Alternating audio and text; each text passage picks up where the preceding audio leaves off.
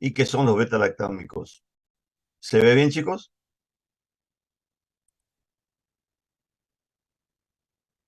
Sí, profe. Bueno, me alegro mucho entonces. Bueno, para los que no se me duermen, para los que están atentos y los que van a escuchar, vamos a comenzar diciendo que cuando uno elige, cuando se prescribe un antibiótico, hay varias consideraciones que uno debe tener en cuenta, porque generalmente lo que hacemos nosotros, o sea, el que prescribe, el profesional que prescribe, no lo hace un estudio, no hace un antibiograma para detectar qué tipo de germen es el que se encuentra en ese lugar que está causando la infección. Si no, y seguramente esto le comentaron la clase anterior, uno hace una elección del antimicrobiano teniendo en cuenta algunos aspectos generales. Primero de ellos es el sitio de infección, ¿sí? Entonces, de acuerdo al sitio de infección, en piel, a nivel del ojo, a nivel de las vías respiratorias superiores, inferiores, a nivel de las vías urinarias, a nivel de la boca, uno sospecha de un determinado grupo de gérmenes. Por eso es fundamental que cuando ustedes analicen, vean, estudien antibióticos, sepan medianamente el espectro que abarcan los antibióticos. Es muy difícil saber todos los nombres de todos los microorganismos.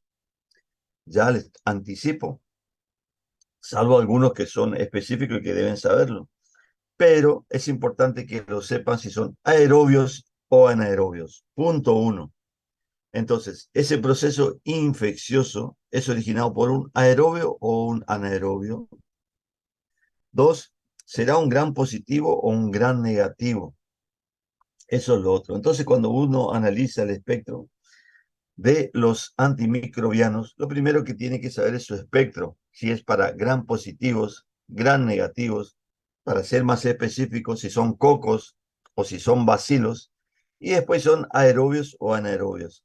Después ustedes, cuando tengan más tiempo, después de descansar, van a ver específicamente cuáles son los cocos positivos más frecuentes, cuáles son los cocos negativos más frecuentes, cuáles son los bacilos positivos más frecuentes, los anaerobios más frecuentes, ¿sí? Hay justamente infecciones por anaerobios que no son tan importantes eh, a nivel de la boca y otros sí que tienen, causan infecciones y que a veces es muy difícil tratarlo. Y la mejor manera es justamente a través de la cirugía. Pero bueno, ese es otro tema. Acá lo que yo quiero significar, entonces lo primero que uno debe identificar el sitio de infección. Después de ello tenemos que ver la gravedad del cuadro, si es una infección leve, moderada o grave. Obviamente ni se discute cuando existe una infección grave, nosotros vamos a tratar ese proceso. Obviamente que el objetivo fundamental es evitar las complicaciones, además de disminuir esa sintomatología que le está causando muchísima molestia al paciente. Pero lo que uno trata, lo que uno busca, es justamente evitar las complicaciones. Entonces, de un proceso infeccioso a nivel de la boca, que no se complique, que no vaya a la faringe, por ejemplo, que no vaya a los bronquios, que no vaya a los pulmones. O en algunos casos, cuando tiene una faringitis, ya que no se traslade en el oído. Y obviamente que no vaya ninguna de sus toxinas, vaya a nivel cardíaco, a nivel renal, y tampoco exista complicaciones a nivel del sistema nervioso central, causando meningitis.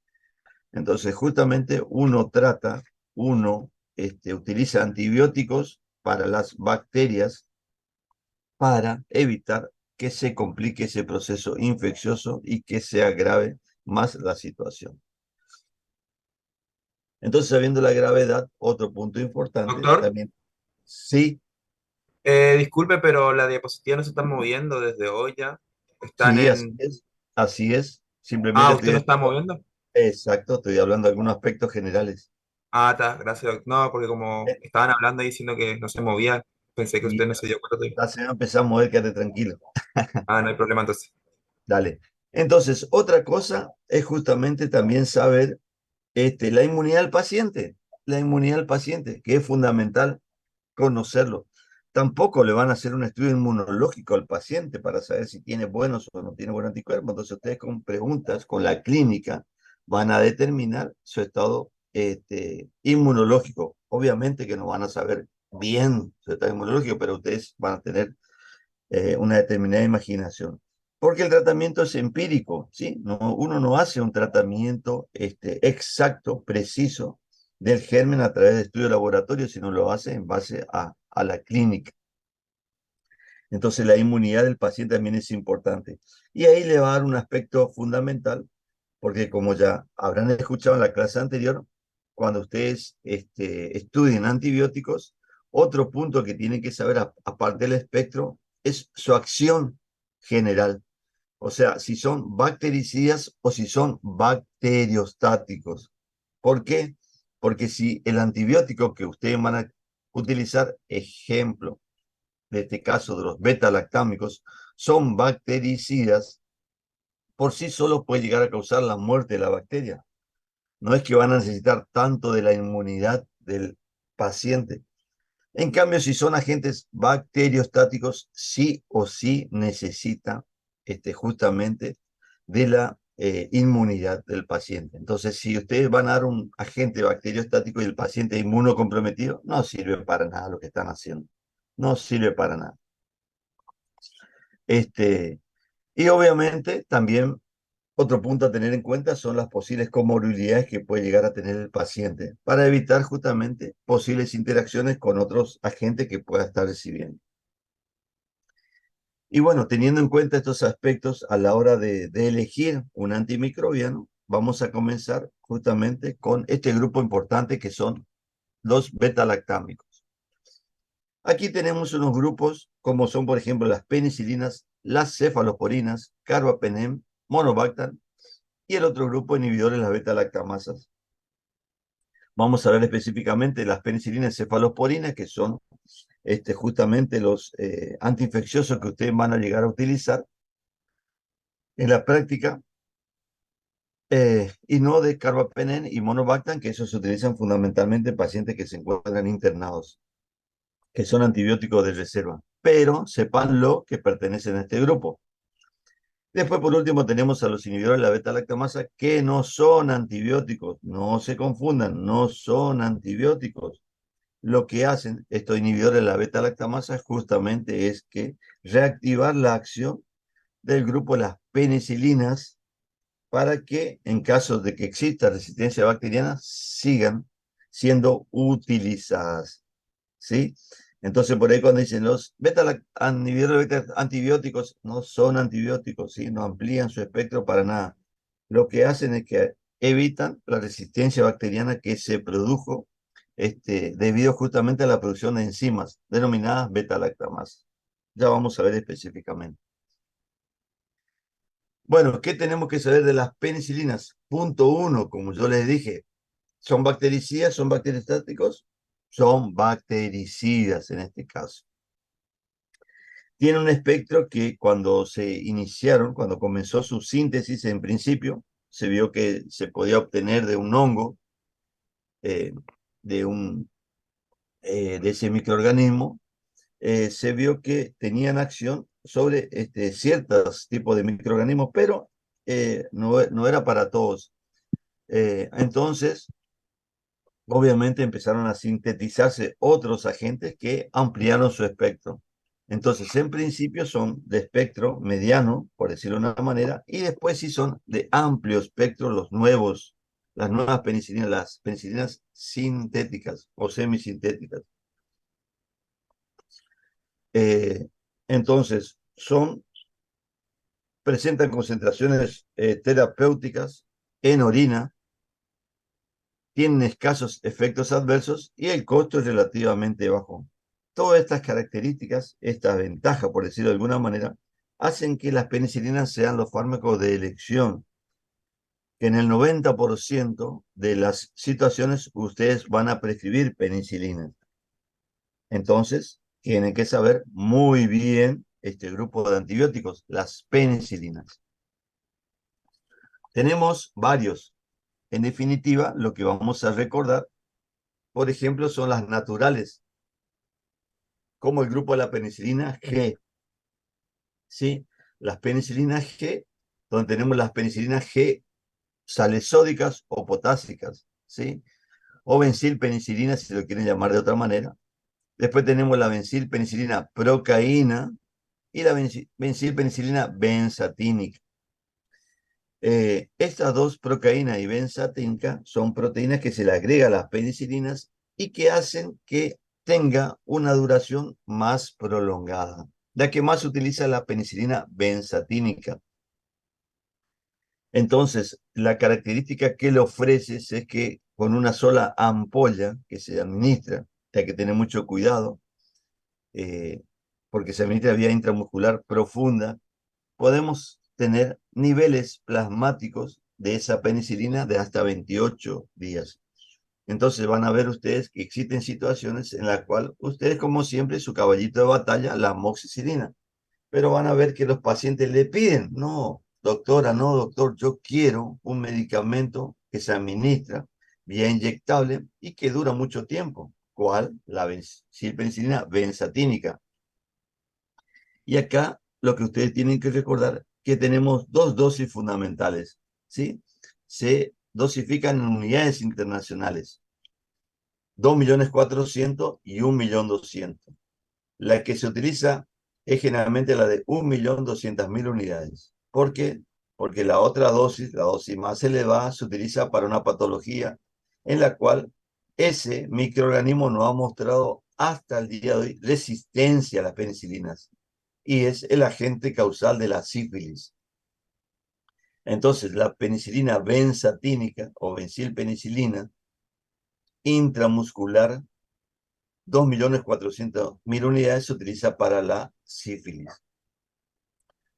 Después empezaron a hacer ya fármacos semisintéticos para ser administrados por vía oral.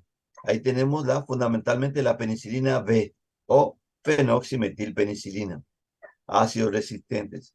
La desventaja, por decirlo de alguna manera, de estos grupos, las naturales y las semisintéticas, es el hecho que se debe dar cada 6 horas. Entonces, eso hace que se utilice muy poco en la práctica, porque lo que busca el paciente es su comodidad como siempre. Entonces, que se administren o una ampolla, como yo le dije, la benzatínica, una sola dosis, o que se administre otro microorganismo, otro agente como la amoxicilina, que se puede dar tranquilamente cada 8 horas durante 7 días. Uno, eso es lo que busca. Por eso la más utilizada, el grupo de las penicilinas. Después tenemos las penicilasas resistentes, que no tenemos en nuestro mercado ninguna, así que no hace falta que perdamos tiempo ahí, simplemente para mostrarles ese grupo. Y sí, las penicilinas de espectro ampliado, ahí sí, ahí tenemos las aminopenicilinas, que son las más utilizadas, donde está la amoxicilina y la ampicilina, ¿sí? Amoxicilina y la ampicilina. También tenemos la ampicilina benzatínica, ¿sí? Que puede ser utilizado y que le ofrece también justamente como le agregan esa proteína, como yo le dije, puede durar bastante tiempo en plasma sanguíneo. Este grupo justamente, como dice su nombre, de espectro ampliado, ¿amplían para quién? Para los bacilos gram negativos. Bacilos gram negativos. Es por eso que aparte de infecciones de vías respiratorias altas, también se puede utilizar infecciones urinarias, donde predominan los bacilos gram negativos, en algunas sinusitis, infecciones del tracto respiratorio bajo, ¿sí? Todos, la mayoría de veces combinados, cuando existe resistencia bacteriana, con los inhibidores de beta-lactamasa, los IBL. El otro grupo que tenemos que recuerden ustedes son los de espectro dirigido, donde está la ticarcilina, piperacilina, carbenicilina, y espectro dirigido contra gérmenes, también la mayoría de ellos gram negativos, causantes de infecciones a nivel gastrointestinal. Por eso se llama justamente de espectro dirigido, contra gérmenes, por ejemplo, para decir algunos nombres, sigelas, salmonelas, que causan gastroenteritis importantes y que son afines a este grupo de antibióticos, la de espectro dirigido. Entonces, simplemente para recordar algunos nombres, ¿sí? Digamos, las penicilinas G, ¿cuáles son? Gram positivos y gram negativos. Cocos, gram positivos, gram negativos. Bacilos, fundamentalmente gram positivos, ¿sí? Y algunos anaerobios, no productores de beta-lactamasas, que se encuentran fundamentalmente a nivel bucodental, ¿sí? Entonces, anaerobios, no productores de beta-lactamasas. Como yo le dije, el microorganismo que sigue siendo sensible y la cual es muy utilizado, la penicilina benzatínica, tenemos la espiroqueta treponema pallidum, agente causal de la sífilis. El otro grupo de espectro ampliado, como yo le dije, además del mismo espectro de la penicilina G, de los gram positivos, cocos positivos y gram negativos, bacilos gram positivos, se amplía para los bacilos gram negativos. Acá me faltó la G, ¿sí? Entonces, bacilos gram negativos, Haemophilus influenzae, E. coli, Helicobacter pylori, Salmonella, como ya lo había mencionado, Shigella, en algunas situaciones. Y después los de espectro dirigido, bueno, ahí tenemos algunos, Klebsiella, Pseudomonas, Enterobacterias, que eso lo van a ir viendo e incorporando de a poquito a su conocimiento. Este grupo, los inhibidores de beta-lactamasas, justamente como yo había comentado, no son antibióticos, ¿sí? Se combinan a las penicilinas para justamente evitar la resistencia bacteriana. Dentro de ello tenemos el ácido clavulánico, tazobactam y sulbactam, ¿sí? Algunos se unen a la amoxicilina, otros se unen a la ampicilina y otros se unen a algunos de espectro dirigido.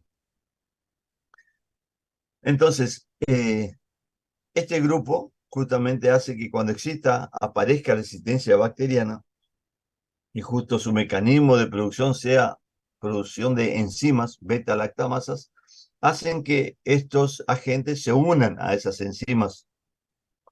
Por lo tanto, esas enzimas pierden actividad y no rompen el anillo beta-lactámico del agente antimicrobiano. Eh, por decir así, la desventaja que tienen es justamente que aumentan la producción de efectos adversos, esta combinación de inhibidores de beta-lactamasas. Dentro de esos efectos adversos, aparte de los gastrointestinales, diarrea, náuseas, flatulencia, distensión abdominal, aumenta también la producción de transaminasas hepáticas. Se hacen más hepatotóxicos, cosa que la penicilina de por sí no produce hepatotoxicidad. Entonces, ese es el inconveniente de este grupo de agentes que se agregan las penicilinas, la hepatotoxicidad. ¿Por qué es importante destacar esto? Entonces, pacientes que tengan antecedentes de hepatotoxicidad, por ahí es preferible no utilizar esta combinación, ¿sí? De IBL con amoxicilina o IBL con ampicilina y ya pensar en otro grupo de agentes antimicrobianos que no causen daño hepático. Entonces, esta unión de penicilina y beta-lactamasa debe realizarse en forma científica y racional en infecciones causadas por productores de beta-lactamasas, solamente en aquellos agentes donde uno sospeche que existe resistencia bacteriana. Son agentes de reserva de gran utilidad en infecciones muy específicas. Así que piensen ustedes, porque hoy en día el profesional ya directamente va a una asociación de antibiótico de penicilinas con IBL. Y eso no es racional para nada, salvo que existan resistencia bacteriana. Se está utilizando un antibiótico para situaciones en las cuales no tendría que ser utilizado. Respecto a su farmacodinámica, ¿qué es lo que tenemos que saber? 2 puntos. Primero, que esto inhibe la síntesis de su pared, ¿sí? La pared bacteriana. necesitan de que exista, que la bacteria esté en estado de crecimiento fundamental. Entonces, ese dato que le estoy dando, que necesita de su fase de crecimiento, hace que cuando exista una combinación con otros agentes antibacterianos, no utilizamos justamente agentes bacteriostáticos, porque los bacteriostáticos inhiben el crecimiento, ¿sí? Actúan sobre el crecimiento bacteriano. En este caso, las penicilinas necesitan que esté en su etapa de crecimiento para actuar. Entonces, nosotros no podemos combinar penicilinas con otros agentes antibacterianos que van a inhibir la etapa de crecimiento, porque eso va a hacer que no actúen las penicilinas. Tienen la particularidad de unirse de forma covalente a lo que se llaman las PBP, que hay miles de PBP, que se denominan proteínas fijadoras de penicilina en la membrana citoplasmática. De esa manera van a impedir justamente la síntesis de peptidoglicano y la célula, obviamente, al no tener esa sustancia que es importante para su pared, comienza su muerte, su lisis. A su vez, también se produce la activación de autolisinas, que son enzimas bacterianas que remodelan y rompen la pared celular. Y de esa manera van a actuar este grupo de antibióticos, las penicilinas. Respecto a su farmacocinética, recuerden ustedes que son antibióticos que se pueden administrar por diferentes vías, que vienen en diferentes presentaciones farmacéuticas, vienen en gotas, jarabes, suspensiones, comprimidos, cápsulas. Como yo, como yo le dije también, vienen para ser inyectables cuando justamente es difícil que una persona mande un inyectable, salvo que tenga sífilis, pero tienen que tenerlo presente si es que el paciente solicita justamente un inyectable. Algo que es importante en cuanto a la absorción es que todas interaccionan con los alimentos, todas.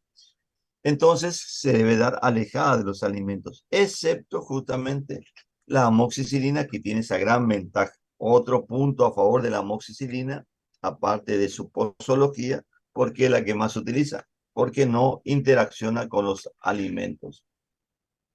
Respecto a la distribución, prácticamente se distribuyen a todas partes del organismo, llegan muy bien a todas las partes del organismo, tienen prácticamente, no se metabolizan a nivel hepático y se eliminan por secreción tubular activa en algunos casos o por filtración glomerular. Entonces, si su mecanismo de excreción es por filtración glomerular, justamente cuando existen algún estado de disminución de la filtración glomerular, hay que tener cuidado en cuanto a la dosis que uno va a utilizar. En algunas situaciones se ha visto que pues se puede aumentar los intervalos de dosis y llegar hasta dar cada 12 horas, por ejemplo. Pero en esas situaciones, lo mismo que en los recién nacidos, obviamente. En los recién nacidos, en los menores de 5 años, 6 años, en algunas situaciones se puede dar las penicilinas cada 12 horas. Pero en ese caso es por inmadurez, ¿sí? No se olviden que todavía recién se está formando y si tiene inmadurez a nivel hepático, a nivel renal. Pero son las situaciones en las cuales se puede dar cada 12 horas los antibióticos, si no, se da cada 8 horas. El mecanismo de resistencia bacteriana es muy importante que lo tengan presente y siempre preguntamos eso. Y existen varios tipos de mecanismos, pero algunos son más importantes que otros. Acá simplemente le voy a mencionar algunos de ellos, pero recuerden que el más importante justamente y que hace que uno elija una penicilina a otra sea por la formación de enzimas beta-lactamasas. Entonces, puede ser por acceso difícil al antibiótico, al sitio de unión, a las PBP, puede ser por la modificación de ese sitio de unión a las PBP, por la presencia de una bomba de egreso que una vez que ingresó, también necesita una bomba de egreso que genere la bacteria y que lo elimine fácilmente, o justamente el mecanismo más importante por la formación de enzimas específicas que destruyen el anillo beta-lactámico, sea por inactivación del antibiótico por enzimas beta-lactamasas. De ahí tiene la importancia de utilizarlo en esa situación con los inhibidores de beta-lactamases. Efectos adversos son muy pocos, como le había dicho, pero tienen uno, estos son leves, pero tienen uno que es muy grave y que tienen que tenerlo presente siempre, que es la hipersensibilidad. La hipersensibilidad que va de 1 al 10% y que puede causar de una simple escoriación, urticaria, fiebre, hasta puede llegar a dolores articulares importantes, angiodema y anafilaxia. Algo que es fundamental a tener en cuenta cada vez que van a prescribir este grupo de antibióticos es preguntar al paciente antecedentes de hipersensibilidad, ¿sí? No sea el caso que justamente en nuestra situación, justamente cuando prescribamos, tengamos un caso de anafilaxia y provoquemos la muerte de nuestro paciente. Así que eso es fundamental a la hora de prescribir este grupo de antibióticos. En algunas situaciones, cuando uno no sabe justamente ese antecedente y está en un lugar alejado, y tiene que medicar con antibióticos betalactámicos, a veces el paciente puede recibir, para disminuir ese estado de, de anafilaxia, puede recibir también un corticoide, en el caso de que uno no tenga justamente bien en claro si es o no es alérgico. Y se encuentra obviamente a 200, 300 kilómetros de una ciudad importante y evitar que se nos muera el paciente. Pero bueno, son conductas que se puede tener para evitar que se muera. Contraindicación entonces fundamentalmente en antecedentes de hipersensibilidad. Dentro de las indicaciones tenemos fundamentalmente indicaciones de la parte superior de la vía respiratoria, ¿sí? Faringitis, laringitis, traqueitis, todos ellos se puede utilizar tranquilamente este tipo de antibióticos, sinusitis, como le dije, para el treponema pallidum, sífilis, infecciones de la piel, infecciones urinarias, endocarditis, meningitis, a pesar de que no todos llegan bien a, al sistema nervioso central, no todos atraviesan bien la barrera hematoencefálica, cuando existen situaciones de inflamación, pueden llegar a atravesarlo. Entonces son fármacos que también en algunas situaciones se pueden llegar a utilizar en el caso de la meningitis.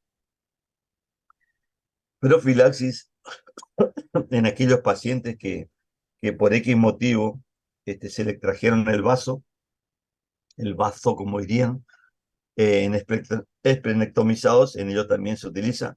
Fiebre reumática, que es causada justamente por una lesión a nivel cardíaco, e infecciones dentalveolares, que es justamente lo que a ustedes le compete, que pueden llegar a ser utilizados tranquilamente en infecciones de la boca. Recuerden, esto justamente es importante a tenerlo presente, que a veces no nos damos cuenta y prescribimos una marca comercial sin saber lo que contiene. Existen combinaciones que se llaman irracionales y esperemos que ningún fármaco ustedes prescriban con esta característica. Algunos que contienen el antibiótico justamente y se dan con antiexpectorantes o antitusivos, con antihistamínicos como la clorfeniramina, todo en uno, porque teóricamente el paciente no sabe lo que tiene y justamente primero el diagnóstico está mal, erróneo, porque no es bacteriano, sino que es viral. Entonces le dan todo y obviamente se sienten mejor, porque el único que actuó, por ejemplo, fue el antihistamínico, ¿sí?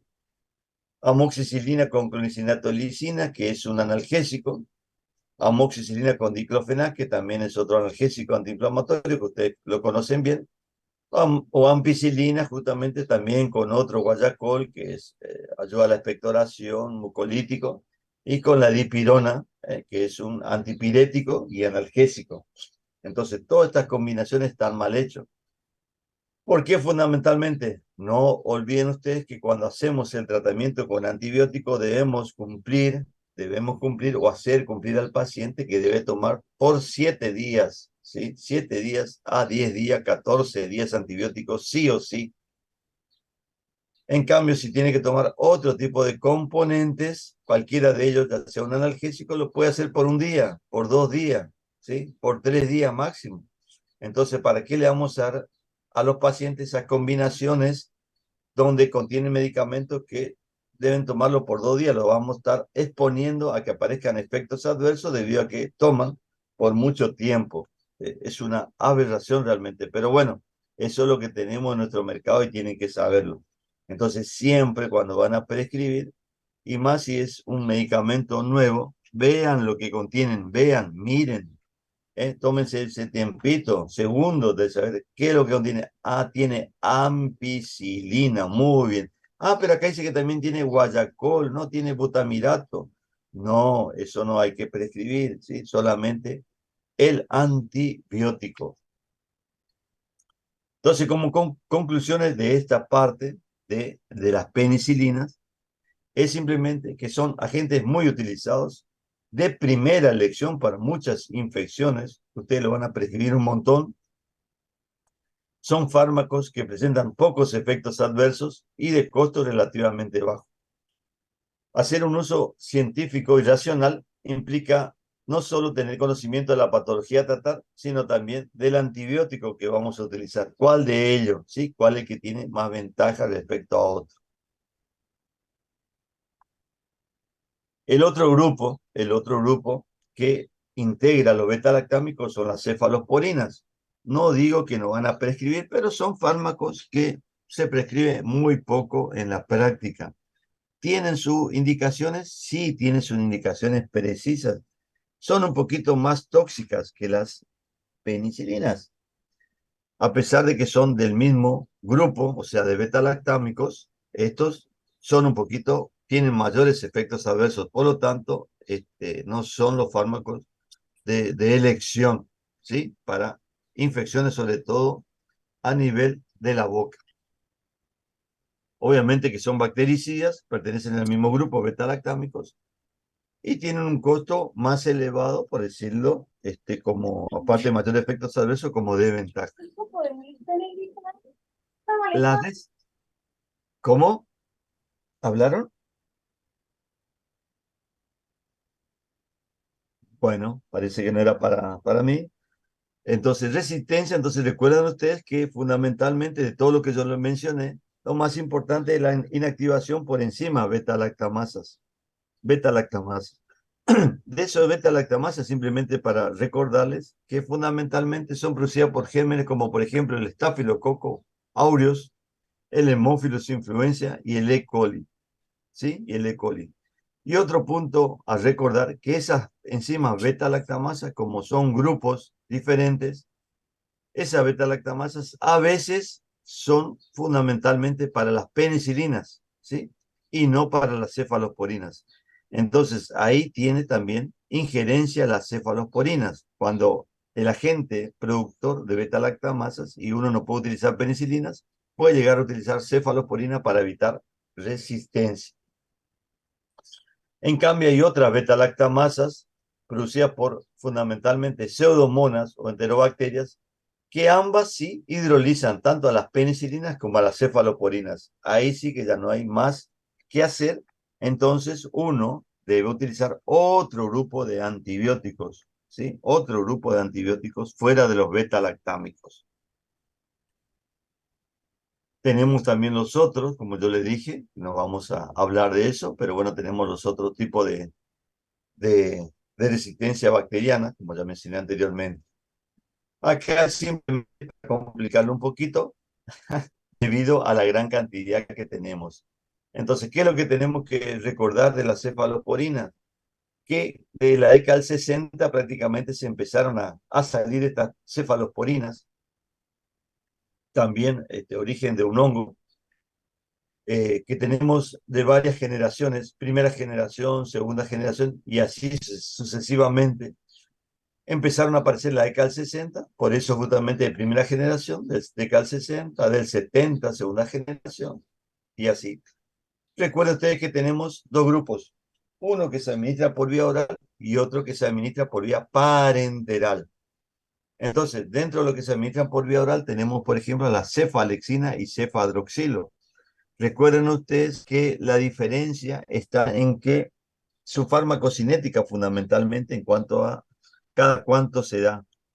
La cefalexina, por ejemplo, cada 6 horas y el cefadroxilo se puede dar cada 12 horas. Entonces, esa nomás es la única diferencia que existe, no en su eficacia. Recuerden eso, por eso justamente existen varios del mismo grupo. Cuando existen varios del mismo grupo, la única diferencia fundamentalmente es algo en su farmacocinética. La vía parenteral, acá tenemos la cefalotina, por ejemplo. Después tenemos segunda generación, prototipo la cefuroxima. También tenemos por vía parenteral, por suerte tenemos el mismo agente, la cefuroxima. Y acá en este mismo grupo también tenemos a las cefamicinas de tercera generación, que son más resistentes a beta-lactamasas. Otra cosa que tienen que recordar es el espectro que va cambiando, ¿sí? A medida que van saliendo las nuevas generaciones, tienen un espectro diferente. Entonces, de tercera generación, más resistente a beta-lactamasas, tenemos, por ejemplo, cefixima, eh, ceftibutem, vía parenteral, ceftazidima, ceftriaxona. Después tenemos la de cuarta generación, ya la de Cal 90, cefpirome, por ejemplo, y por vía parenteral, cefepime. Y el último, de quinta generación, ya en la de Cal 2000, que justamente está la ceftarolina por vía endovenosa. Este es un antibiótico, obviamente, de reserva y prácticamente tiene el mismo espectro que la de cuarta generación. Pero eso, bueno, ya vamos a ir analizando un poquito. Entonces, recordemos, la cefaloporina de primera generación son fundamentalmente casi para gérmenes gram positivos, como el Streptococcus pyogenes y Staphylococcus aureus. Puede ser utilizado en algunos casos también para anaerobios de la cavidad bucal, no para Bacteroides fragilis, y en algunos casos también para gérmenes gram negativos, bacilos gram negativos. Cefalosporina de primera generación. La de segunda generación son más activas para los gram negativos. Entonces, cuando uno va a seleccionar o a hacer la diferencia entre los primeros y segunda generación, es que los de segunda generación son más activos contra gram negativos. Cubren, aparte del E. coli, bacilo gram negativo, por ejemplo, al Haemophilus influenzae y Moraxella. Es por eso que muchas veces en situaciones que existen infecciones como otitis media causada por Moraxella o Haemophilus influenzae, se utiliza este tipo de antibiótico, la cefuroxima.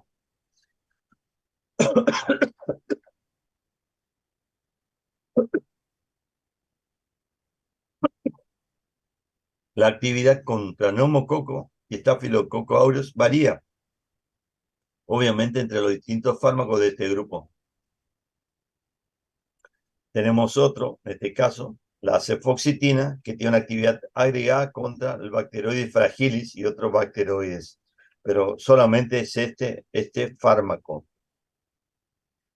La de tercera generación, o mejor dicho, lo de cuarta, son similares a lo de tercera generación, que acá, a ver si me salté la de tercera generación, bueno, que se utiliza más en caso de agentes gram negativos también para anaerobios, agentes gram negativos y anaerobios. Y otra característica, son más resistentes a la beta-lactamasas. Entonces, los de tercera generación, gram negativos, anaerobios y también mayor resistencia a beta-lactamasas. No tienen aplicación, obviamente, no se utilizan. Atención primaria, difícilmente uno tenga ese tipo de antibiótico en atención primaria.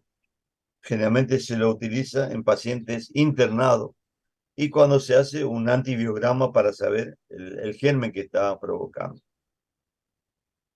Respecto a líneas generales a su farmacocinética, Primera generación, como le dije, se pueden por vía oral, vía parenteral, y los intervalos de dosis varían entre 6, 8 y 12 horas, dependiendo del fármaco. Lo de segunda generación también se dan por vía oral, vía parenteral, ya aumenta ese intervalo de dosis, se puede dar por 24 horas inclusive. Los de tercera generación también tienen gran eliminación renal, excepto la ceftriaxona, que se elimina el 50% por bilis, y el intervalo de dosis también va entre 12 hasta 24 horas, como por ejemplo el caso de la ceftriaxona, que se puede dar una sola dosis en un día, inclusive para un germen específico como la Neisseria gonorrea, ¿sí? Con una sola dosis de la ceftriaxona es suficiente para tratar la Neisseria gonorrea, agente etiológico de la gonorrea. Respecto al uso clínico, raramente son de primera elección, como yo le dije, más se utilizan lo de las penicilinas, pero prácticamente tienen el mismo espectro que ellos, estreptococo, estafilococo, y también el E. coli en algunas situaciones. Entonces, en infecciones urinarias uno puede llegar a utilizar este tipo de agentes, lo de primera generación. La cefazolina de este grupo, que sea por vía parenteral, es de elección para profilaxis quirúrgica. ¿Sí? Eso hay que tenerlo presente. Es de elección para profilaxis quirúrgica, sobre todo a nivel cardíaco. La de tercera y la de segunda y tercera no tienen ventajas y son más caras para este caso. Como le dije, son más activas contra gram negativos, ¿sí? Entonces, infecciones urinarias bajas, sinusitis, otitis, se puede ser utilizado.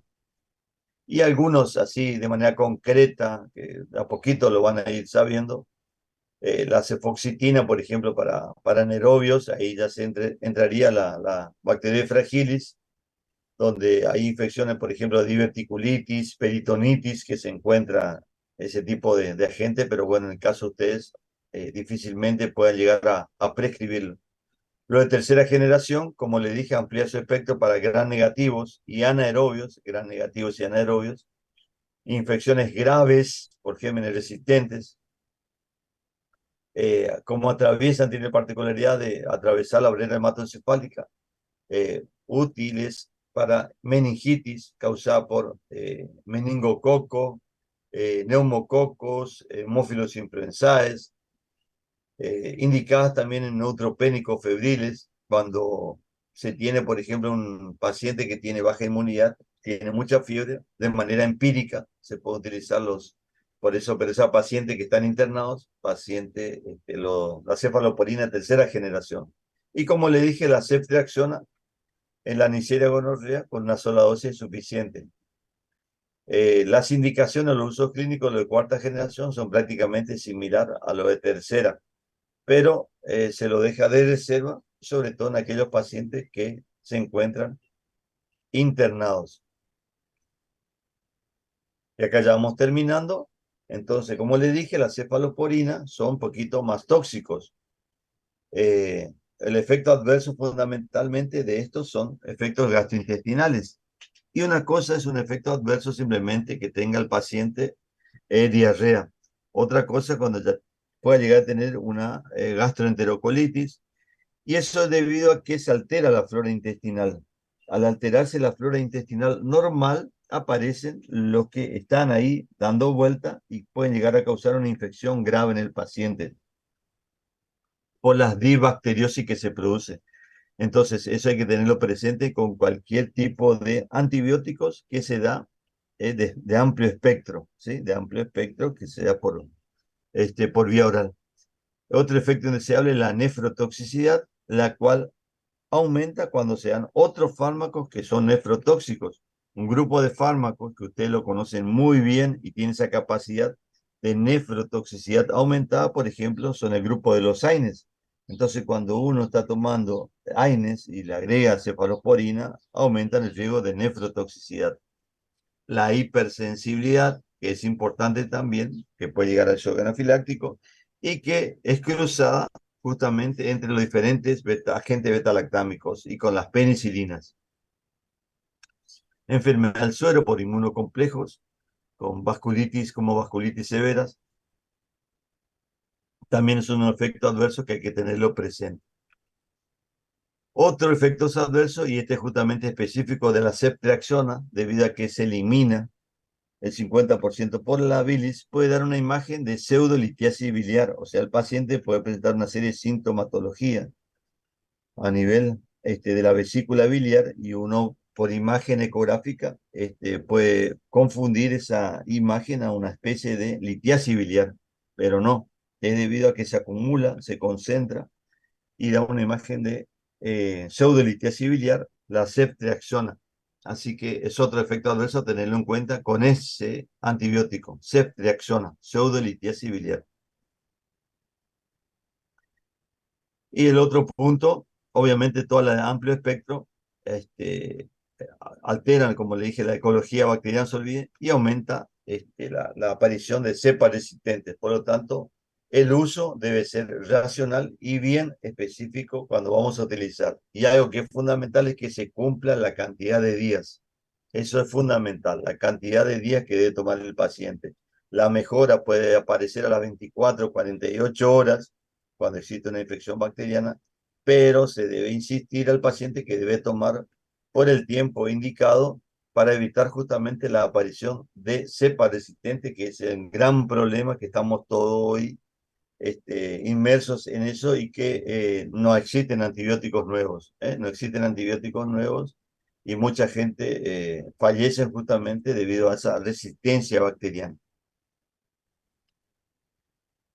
Interacciones, lo más importante son con aminoglucósidos, ¿sí? Anticonceptivos orales, la furosemida y la warfarina. Después ahora en los talleres van a buscar justamente esas interacciones y van a ver qué se produce o qué es lo que produce con esos grupos de fármacos, con aminoglucósidos, anticonceptivos, furosemida y warfarina. Eh, Muchos se preguntarán con los anticonceptivos por qué, y justamente es el hecho de la alteración de la flora intestinal. ¿Sí? Al alterar la flora intestinal, el anticonceptivo necesita esa flora intestinal justamente para su metabolismo. Y al no existir esas bacterias, no se puede metabolizar, entonces pierde eficacia los anticonceptivos orales. Pero bueno, como les dije en el taller, van a buscar y van a ver justamente qué pasa con la furosemida, qué pasa con la warfarina, qué pasa con los aminoglucósidos. ¿Por qué tengo que tener cuidado cuando utilizo penicilinas?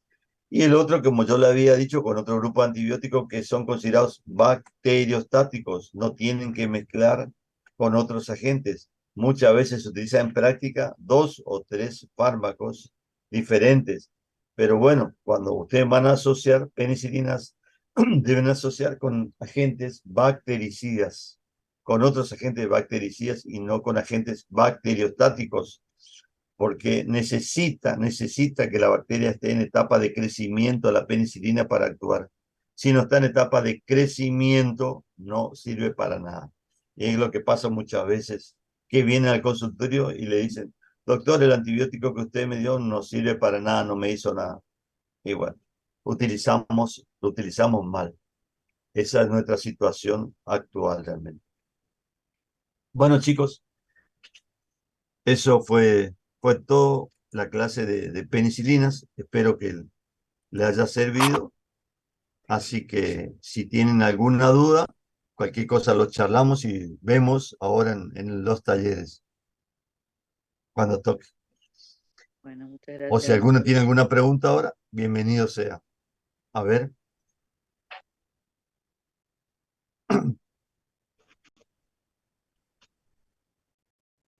nada parece.